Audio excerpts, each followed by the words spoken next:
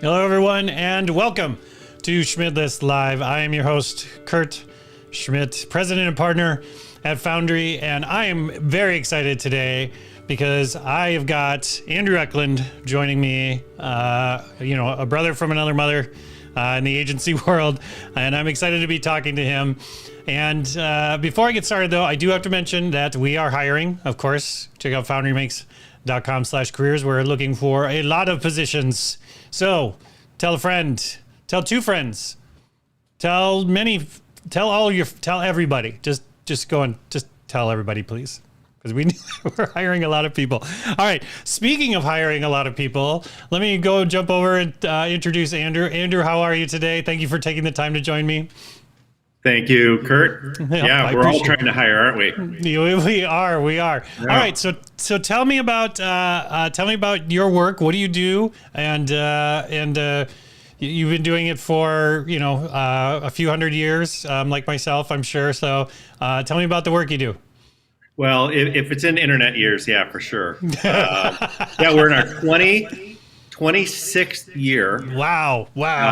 As a digital agency. Wow. So, 1995. So, like I always say, it was like a year and a half after the browser was invented. Okay. Yep. And and we've been doing it ever since. And so, every year, it's this blob that continues to sort of eat its way through the marketplace. Yep. And, you were one of the first digital agencies, right? Yeah. So you were the first to kind of see the future in a way, right? That it wasn't going to be all yellow pages and billboards going forward. What was in your mind early those days? Were you just a brash young guy that was like, everybody else is dumb and I know what's going to happen? Or, did you have some insight that the rest of us didn't have? I was probably the former. I learned fairly early on that I wasn't a very good employee, I guess is one way to look at it. Sure. My story is basically that I was fortunate to spend a lot of time sort of out in the Bay Area in the early 90s with a previous job, my only job I ever had. And I was in a really interesting position that gave me a front row seat to what was happening in the very, very early internet days. And, the long story short is I caught the bug. And at the time in 95, I think Minneapolis, St. Paul was the 6th largest ad market in the country. And there wasn't any dedicated digital agency here. And I was from here. And so it didn't make sense for me to stay in San Francisco and start an agency there. There were already plenty at that time. And sure. To be able to be here and do that. And, we just moved to St. Paul, by the way. So that's a big change, Minneapolis to go across the river. But I know. At any rate, 26 years of doing this. That's amazing. Crazy.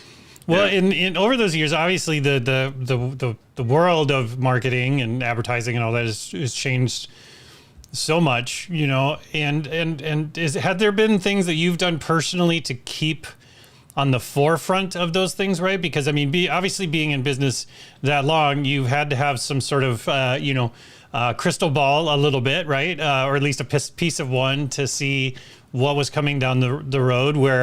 Whereas I've seen many agencies over the years, kind of get rolled over very quickly by the changes in there. What do you do personally, or what does your team do to kind of keep an eye on what's next, what's happening out there?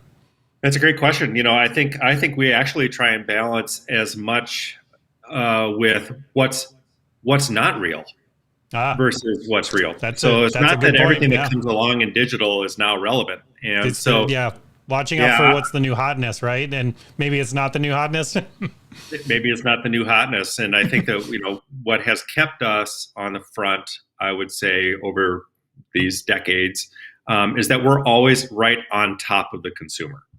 And so we are looking at what are people actually doing and what do we think they may actually do a little bit into the future. It's not that all of a sudden, like you might see some early stages of TikTok being, all of a sudden it starts taking off. And so you start to monitor that.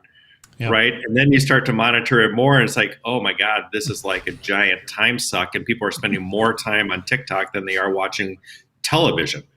And anybody who's been on TikTok knows exactly what I'm talking about. I mean, to talk about like Yep. you got to be careful to open the app because you know that you just lost at least 30 minutes. It's dangerous. It is dangerous. And so, for us, it's always just knowing where's the consumer at for the specific client. B2B, very different than our entertainment clients out in LA, who's always right on the front edge of all the different things. In the B2B environment, it might be a little more tried and true, but it doesn't mean that, a B2B consumer isn't just as, isn't on Facebook less, for example, right? Because now, especially with the pandemic of the last year and a half, what's the difference between work time and personal time? It's all sort of mishmashed up and time shifting all over the place. Right. Yeah. Everything. I would say that's what we do. I mean, we use research, we use data, we use a lot of just insights into what the consumer is doing, and that has allowed us to stay right on top of where they're at any given time. Yeah, that makes sense. I mean, I've always said, if I can get the consumer to want it, I can make the client want it. So, that's right. Yeah, so that's right. And with that though, one of the challenges that I've personally had in being a part of agencies that are very innovative, and they're looking for the next thing for those businesses, but there's a lot of education that goes in with the clients, especially if you're new and out there in front. Like, how have you handled that? How do you, if you were to give advice to somebody around that, what are some of the ways that you've been able to bring clients into that future where you're at? Do you start small? Do you spend time coming up with big pitches to show them like what the new world's going to look like? How do you approach it in a way that gets clients excited about taking on new things? Because it can be scary, right? Well, nothing gets clients more excited than revenue or whatever their targets are, right? So, I mean, I hate to say it just that way, but if you can demonstrate that this is how people are actually living their life, this is how they're consuming content, this is how they're vetting brands, this is how they are voting with their pocketbook, this is what they're doing, and you're not there, right? And so there's always a gap between where the consumer is at and where a brand is at. Sure. That sweet spot is when you're maybe just a little bit ahead of the consumer, which means that you have to have complete and total intimacy with your data and with your customers. Yeah. And because the data doesn't always tell the whole story, right? Do you have an ongoing conversation with them? Do you have a way to tap into the zeitgeist of them? Are you monitoring your own social channels for true conversations that are leading towards insights about changes in behaviors and what they need from you? So to answer your question about how do you get them excited, it's really it's twofold. One, always make sure you're rooting it in the business. Right. I'm not just the creative. Interested in doing projects for clients because it might win us an award, from Ad Age for the cool new TikTok thing or whatever the next thing is going to be. Right. That's not our motivation for doing this work. If I believe that something that is new is going to contribute towards the business outcomes that the clients are wanting, then that's really where we're always keeping our focus. Now, we're actually in the middle of one, because right now we're in the middle of something right now that is happening. Obviously, everyone's probably pretty well aware that, Google and Apple and Facebook are all at war right now with cookie data and so forth. And so part of leading for our clients in the market and the market in general is that we kind of have to have hard discussions. Yeah. And so it's not always good news. You know what I mean? If you're really going to be true to your brand, you need to, as an agency, we have to share as early as possible with our clients that the game is changing. And the longer you wait, the harder it's going to be. Now, and more expensive. And you're going to fail your way into success versus sort of test your way into success. And so, at the very beginning of this year, we actually launched a program called Atlas. It's at atlas.ciceron.com, which is essentially just the facts. Here's what's happening. Where you don't even have we have points of view, but we're really just sharing the information. This is the status of what's happening with third-party cookies. This is what's happening with first-party data and how it's going to become more important. We know that this isn't very exciting to talk about. We know that it's not sexy, but it's absolutely fundamental. It's business critical. It's just business critical. And the sooner you get your head around it and start to put some things in place, the much better off you're going to be. Now, Google decided a couple of weeks ago to put the whole thing off for a year. Yeah. That's good news. Yep. That's very good news because got some time. Yeah. Guess what? The marketplace wasn't making the changes over the past 6 months. Right. They need another 6 months. Yep. So they need another 12 months. And so I look at the changes that are happening. I mean, cookies are for sure going away. There's no question about that. Yep. Right. And it's not one of those like, I'm sure about that the way I'm sure that cryptocurrencies are going to like swap out fiat money. It's not that kind of like speculative stuff. It's an actual thing that's going to happen. Right. So, and you have to be prepared. And so and that's interesting. I have so many different ways to go from this, what you're talking about. So one thing I want to talk about is that I think, from the agency perspective, I've seen, these big name creative directors leave big agencies and start their own firms because they want to get more into the creative. And then they find out that that's all they're stuck in is the business side of things. And I think it crushes them over time, because they thought like, oh, I'd have more time to be doing the creative, but I'm spending all the time on the business side of things. And, I have questions to ask you there, but I do want to stay on the cookie subject for a second. So what is your advice for these companies? Is it to double down on brand? Is it to double down on email? Like if the cookies disappear tomorrow, what are you telling your clients to focus on right now?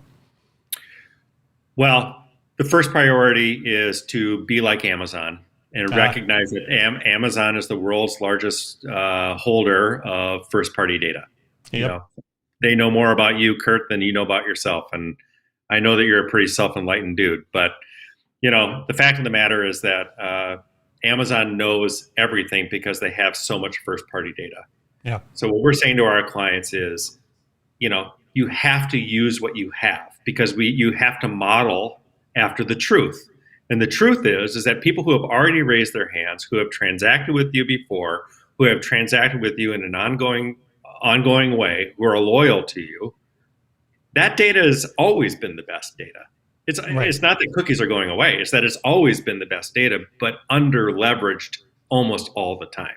Mm-hmm. And so right now is the time to get really focused on that, to really understand how to scale it, and then use the technologies that are in place to be able to go back out to market to model audiences off of your very best people. It seems like motherhood and apple pie, but it is still surprising to me how many brands continue to buy 100% of the audiences they need to hit their goals when they're sitting on top of audiences that they don't have to buy, or they could buy out in the marketplace in a much more limited fashion. That's one. The second thing that we're recommending is that we have to understand that not all platforms are cookie-based, right? Right. So, continue doing what you're doing with, non-cookie-based targeting, whether that's contextual targeting, whether that's, what's happening in connected TV, the explosion in connected TV. Mm-hmm. That's not a cookie-based solution. And so, in fact, that's one of the things that we have found very interesting over the pandemic in particular, is that the cord cutters absolutely just passed up the linear TV folks. And yet we're still talking about the upfronts. And we're still talking about what I consider to be legacy, frankly, out-of-date models about looking at this. I still have clients that will say, not clients, of course not our clients, no, other brands. Right. That shall not be named. Exactly. Who will say, okay, well, we want to buy, we're all in on connected TV, but tell us what shows we're going to appear on. I'm not buying shows. I'm buying people who watch whatever shows they want to watch. Right. So once again, that's, back to our brand positioning. Different way of thinking of it. Right? Yep. Trusted guides.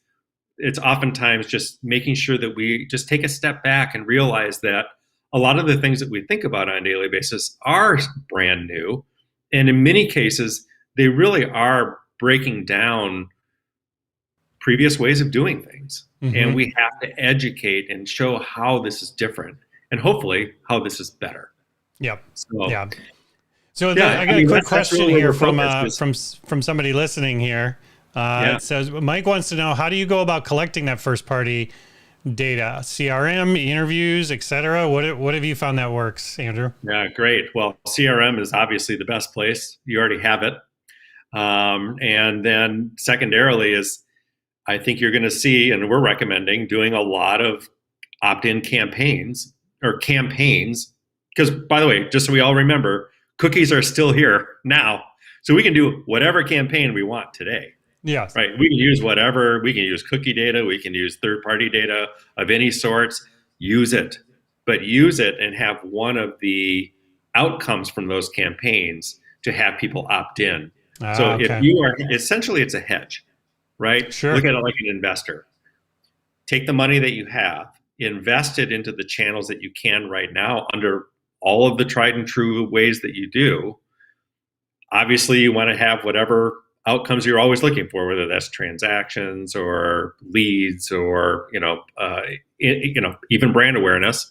But make sure you have a secondary call to action, which is to have them opt in. Now, we have to remember one more thing: people don't just blindly opt in for no reason.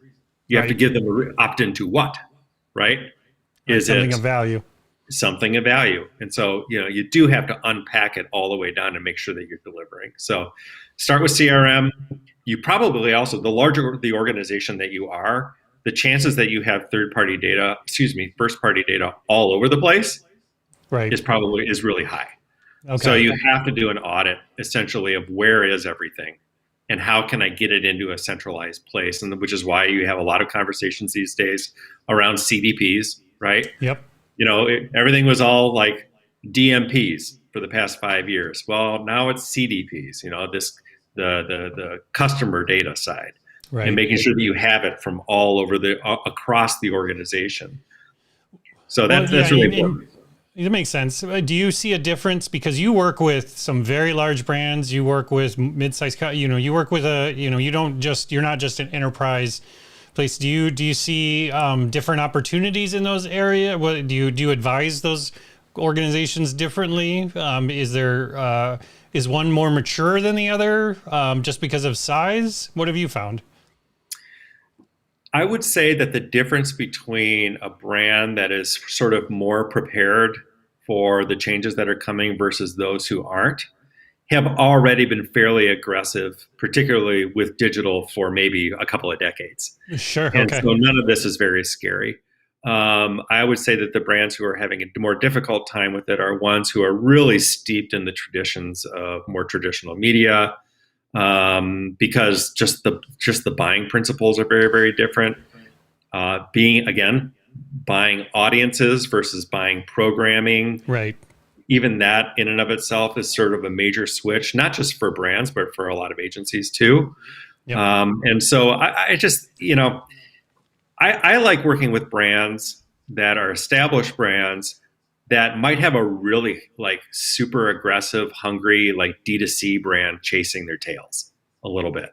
Yeah. Because now the pressure's on. You can sort of see what that competitor is doing. Right. But you still have either market share or resources that you can say, oh, okay, I see what's happening here. Let's just blow this thing out and not let it happen to us. I mean, the number of brands that have been supplanted by D2C brands over the past 10 years, it almost appears like they just gave up.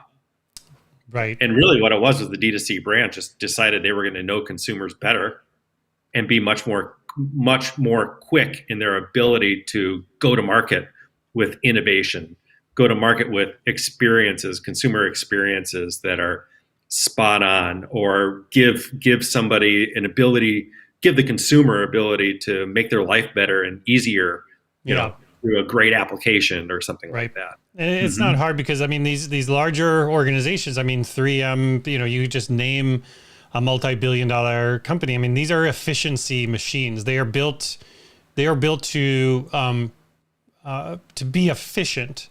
and to be able to repeat successes and organize them and turn them into programs. And, but in that time, you kind of roll over the customer, as you're squeezing out as much efficiency as possible. And so that's why, I was talking to a big CEO of a big brand not long ago, and he's like, yeah, we're about 5-7 years behind. And I'm like, wow. And you just say that like off the cuff, no big deal. Like, But Kurt, here's the problem. They will always be 5 to 7 years behind because they're process driven. And what I mean by that is, and I don't want to mention 3M because they are a client of ours, but but the problem with efficiencies and processes is that by the time the process catches up to whatever new thing that you were doing, the inputs changed on the front end, or the consumer completely changed their behavior. So by the time you've operationalized at scale to a very large company, you're always going to be in the cycle of 5 to 7 years behind. Right. And unless you have developed an innovation practice that allows you to give practice areas and business units much more autonomy, not necessarily autonomy to have their own systems and all these kinds of things, because that's where you miss out on efficiencies. But certainly with their ability to be more responsive to their own customer segments. Some 3M customer segments, for example, and I'm not speaking specifically to 3M for anybody. Yep. Some customer segments are very fast moving, and other ones are very, very slow moving. And so you can't have, across a large system, a large enterprise, a single way to do that, because the customer segments themselves behave very differently from one another. They're all different. Mm-hmm. Yep, that makes sense. Okay, so this is a great segue into your business, Andrew. So, over the years, obviously, things have changed for you in terms of, and one thing I'd like to talk about is hiring. So, how has hiring changed for you in the last few years versus in the early days? Do you look for different things? Are you asking different questions? Are people in a different place? How have, and you're a very quick growing organization. You're building a new space. How has hiring changed for you? Are you looking for different things than you used to? Well, yes and no. I think curiosity is always what we're hiring for, because the tools and the talents will change all the time. And if you don't have, you can say, if you cut your teeth in search in 2003 and 2004, you're very much a commoditized specialist at this point. Yeah. And most likely you're probably not doing as much search anymore. And this is not belittle search. Search is awesome. Yep. But you're probably now into the programmatic advertising space or some other things like that. So, we always tell anybody who's a new hire at Ciceron, especially if they're earlier in their career, that this is a little bit of it's kind of a find your own adventure organization. Sure. Like, we might hire you to do something and we'll train you to do that, but you're going to find your own path here. Yeah. Explore the space. Yeah. Sometimes I just want to move into more advanced media side. For creatives, it might be, I want to become a brand strategist. You know what I mean? Like, I started as an art director. I want to become a brand strategist. There's a pathway for that. And then, but curiosity is something that and just to be clear, I come from a long line of liberal arts people, right? And I've always loved the liberal arts people because, you went from like math to world history to political science to singing in the choir or something. And that was just one day. And, our clients are pretty diverse. We don't really play in verticals all that much. Yep. We have a few that we're really, really strong in, but like on any given day, you might be solving a healthcare problem, and the next day you're trying to get the new Dua Lipa record out for Warner. Mm-hmm. You know what I mean? And that might be in one day. So you have to be able to switch gears and do that. And that curiosity allows you to do that. So I think we're always hiring for curiosity. Mm-hmm. We're not, again, at an entry level, we're not necessarily hiring for specific skills, because we know, even if you came right out of school, and I'm going to be at St. Thomas all afternoon today, right? Yeah. For a different event. I expect that anybody who comes to Ciceron right out of school, and maybe even from a different agency, for example, or even for sure brand side, if they come to us, we're already going to have to do quite a bit of training and just show them how we do things, because you can't teach that. No. You just can't teach it. Yep. No, we have a little one sheeter that we give everybody when they start called How to Foundry. And it talks about a lot of the inside, not inside jokes necessarily, but inside, baseball. A lot of the terms that are used and different things like that. And people have found it really helpful because, when we switched to the pandemic, I mean, we hired 22 people last year alone. So we had never onboarded people virtually. And we told people at the beginning, like, we're going to be really bad at this. So we need your help getting better at this. So after you go through this process, let us know what we need to change. And over the time, it really helped us be very clear in like the areas that people were more confused about, exactly to your point about like how to be a part of this agency, because they were coming from all different walks of life, from product teams to other agencies to straight out of school. So learning how to do your organization, it's a way to get them as comfortable as quickly as possible, so then they can start having the impact that they really want. Because that's the thing that I've found over the years with organizations that didn't have a focus on onboarding, is that, after 90 days, you're surprised that they haven't had as much of an impact. And you find out later, it's like, well, because they were just trying to figure out what time people go to lunch around here.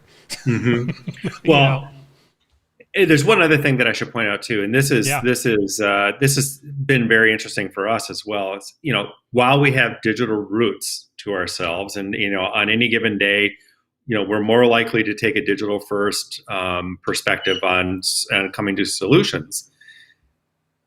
We have to teach ourselves that it's not always digital. You know what I mean? So I'm not saying that, if you interviewed me a year from now, I'm not going to tell you that I'm buying a ton of linear television and doing a lot of paste up billboards just because, we need to be more well-rounded. But, I think that, we have to sort of undigital ourselves sometimes, and just to remember that not everybody uses these tools all the time. Most do. Yep. Sure. And I would also say most digital budgets, if you will, or most marketing budgets are still under investing in digital channels, and oftentimes over investing in ones that are comfortable and feel familiar. That's sort of an ongoing challenge, but we have to do the same to ourselves as well, and realize that, hey, we're doing actually a lot of programmatic out of home right now. I like programmatic because it's easier to manage from a pricing standpoint and an ROI standpoint. Sure. I like the ability to swap in and out creative if we need to, right? And I'd rather do that than have to go paste up a new board and do things like that. Right. We're not doing as much, linear television because I don't have to anymore. I can buy it. I can buy it on an audience base. But again, just remembering that the whole consumer experience isn't always digital, and I think that it isn't just on their mobile phones. Yeah, which is what everybody loves to focus on, especially for articles and clickbaity type things, right? Well, with that being said, do you? One of the things that I've found with the people that we've hired over the years is that, they're learning so much about the clients, the clients that are coming in. They're learning about their business. They're learning about those consumers. They're picking up a ton of information. And, I think one of the reasons why companies choose agencies like ours is, obviously because the competition isn't going to tell them what they're up to. But if you hire an agency that's working in a similar space and doing similar things, you can pick up some of that. But back to your point about the horizontal sort of vertical thing, what do you find people coming to you more so these days than anything? What are they asking for? Are they walking in and saying, I need a revamp of this campaign that I'm already doing, or I need a greenfield approach to this new product we're launching? Or because the reason why I'm asking, Andrew, is because for the last few years, I get a lot of people calling up and saying, hey, how much for an app? And I'm like, well, you probably don't need an app. And they're like, oh, What should I do? And those are usually great clients. The people who are like, oh, well, I just need a price for an app for my boss. Then I'm usually like, here, let me give you some referrals.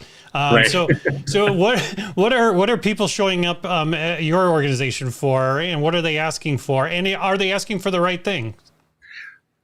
Well, yes and no. I mean, I think Okay. that when somebody comes to us and they say, look, we know that our investment strategy that we're making in marketing is may or may not be how the consumer is actually living their life. And we do tend to think or believe, or the numbers are telling us in our analytics, that our investments, that there's a gap between where the consumer is and where we're meeting them. And we're trying to get them to do something that they're no longer, they've moved on. They're not doing that anymore. So that's one thing, that they just are acknowledging that there's a gap between where they need to be and that there's competitive advantage to being right on top of the consumer a little bit in front. Secondarily, again, they might have a real hungry competitor who came up out of nowhere, who's eating up market share because they're faster, nimbler, and more relevant. Key being more relevant. It doesn't matter if they have an app, to your point. It doesn't matter if they have some great Facebook campaign that just got written up in Ad Age. Did anybody care? Did anybody pay attention? So that's the sort of thing that I think it comes back down to. Is like, okay, there's always something shiny to chase in our business. There's always something shiny, but it doesn't necessarily mean that it's relevant. So people are looking for relevance. The third thing I think that's really important is that because of the pandemic, we cannot underestimate the fact that the CFOs are oftentimes really running these companies. Right. And that if you are a CMO, you have to come in with your plans, and you have to come in and essentially pitch the C-suite and pitch the board of directors. Right. And you have to back that up with insights, data, and some sort of almost a guarantee. Almost a guarantee, sure. Almost a guarantee, which, by the way, once again, in previous generations, you could never guarantee it because fluff and uncertainty was built into the process. And so I think that's oftentimes when they come to us and they're like, I've been really challenged this year. They're willing to give me more money, but I have to prove that it works. Right. And so to me, that's like, again, motherhood and apple pie. That's all I've ever done. Right. Let's do that all day long. I can measure it all the way down to the transaction and customer lifetime value. And what do you want? You know what I mean? Like if you tell me that 10% of your customers give you 80% of your revenue, I'm going to go figure out who that 10% are and go get 80% more of those people. Right? That's logical. That's what we've been doing for 26 years. And maybe you just got to wait around that long for the whole world to catch up. But I think coming out of the pandemic, is that level of people. Look, no one's excited for more uncertainty. Yep. Nobody is, right? The markets aren't, customers aren't. On the one hand, we are pent up. We can't wait to get back to normal. But if get back to normal means less accountable, that's not going to happen. Right. So those are the three things that people are really coming to us and just basically say, we want super sound investment strategy. We want to, if we have to build something in order to build differentiation in the marketplace, then we want to build what's right for the consumer. And it's not necessarily even a creative exercise. It could even be a functional exercise of build me something that helps clients transact better. You know what I mean? And that's your world much more than mine. Just be clear about that. We're not a dev shop, but we have ideas for dev that we would work with people like you because that's, we also have to understand that we can't be all things to all people. Yeah, right, exactly. Well, and that's also you're so good at the segue. So, being all things to all people, I've seen a lot of agencies. The full service agency, right, which is basically like, oh, you have money, and you're a great client for us. You're a perfect client. Thank goodness. You're our favorite type of client to work with. That's our vertical, is people with money. So, I wish I could specialize there. That'd be cool. Yeah, that would be an interesting vertical. But one of the things I found in a fast growing agency is that over time, as you're growing quickly, you can't be in charge. You can't be in charge of everything, Andrew. Like you've got to build leaders within your organization. What do you look for in a leader in your organization? What are their characteristics? What makes a leader successful in your team? So we have 6 values at Ciceron. It starts with have empathy, and it ends with deliver excellence. And in the middle of there are some other values that are sort of like, basically, I'm going to paraphrase, but it's basically like know thyself. Sure, you know? right. Like really know Be yourself, self-aware. right? You should know what your fears are. You should know what motivates you, and you should know where your vulnerabilities are, because your vulnerabilities can be your strength. I think a great leader is somebody who goes to the people who report to them and say, you know what? I have no idea what the answer is, because this is kind of outside my expertise, and you have expertise in this area, and I would love to learn from you. You know what I mean? Secondarily, what can I do to make your life at the agency the best job you've ever had? What obstacles can I get out of the way? Is there a better way for us to communicate? Have we even told you what the end goal is? I mean, a lot of the work that we do is very trading. You know, it's almost like day trading. You know, when we're doing complex media campaigns, you know, you're moving creative around, you're moving segmentation around, you're buying different segments. Yeah, you're turning on, you're turning off. I mean, we literally have a graphic of a music mixing board, and that's kind of what that looks like. It is very easy, if you're not careful, to forget what you're actually doing. Right. Why you're actually there. Because there's so many moving parts, right? Yeah. What are we actually trying to do here? And who are we doing it for?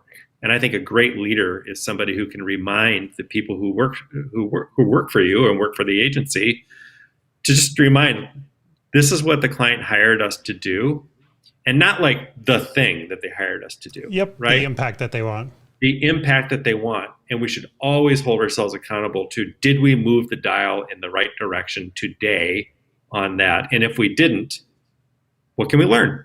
Yep. Right? That's the beauty of digital. We can learn and we can make adjustments and so forth, and we can be great financial stewards and obviously great brand stewards. Yeah. So, you know, a great leader is somebody who just knows themselves, knows their own limitations, is okay with being vulnerable to that, being very human. You know, I tell people all the time, I'm twice their age oftentimes. And I'm just like, I'll say to them, yeah, I'm CEO, I'm founder, whatever else. I'm just an older version of you. Right. You know what I mean? Yep. And you're going to be me someday. Yep. And we're still humans. You know, I still go home after work, and some days I cry into a fetal position. And other days I'm super celebratory, you know? So yep.